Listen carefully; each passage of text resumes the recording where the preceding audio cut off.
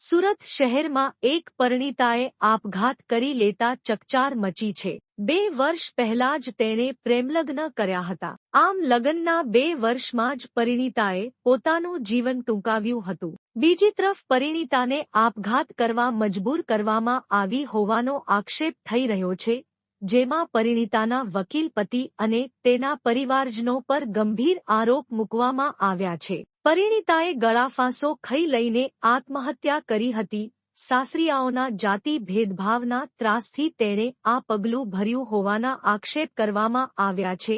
આપઘાતની આ ઘટના સોસિયો સર્કલ અંબાનગરમાં બન્યો હતો, જેમાં 21 વર્ષની રીના નામની પરિણીતાએ આત્મહત્યા કરી લીધી હતી। આ બનાવ અંગે ખોદરા પોલીસ વધુ તપાસ ચલાવી રહી છે।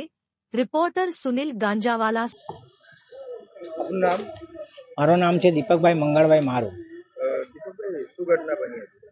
મારી દીકરી છે રીના ઉર્ફે તુલસી ધવલભાઈ જરીવાલા।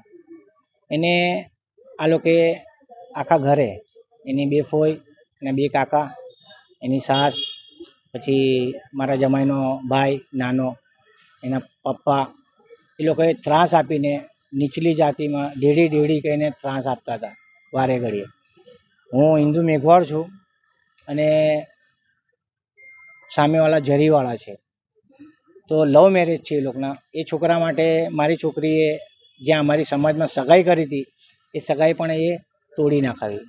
મારા કાન પર વાત આવી। હું 14 વર્ષથી જેલમાં છું મર્ડરના કેસમાં। હું અત્યારે પેરોલ પર આવ્યો છું। હું પેરોલ પર અગાઉ આવ્યો હતો ત્યારે મને વાત મળી કે મારી છોકરીનો અફેર બીજી જગ્યાએ ચાલે છે, તો એ સગાઈ તોડવા માટે આગળ બી એક દવા પી ગયેલી।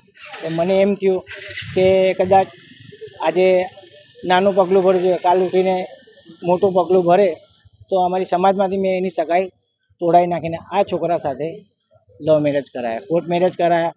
પછી SMCની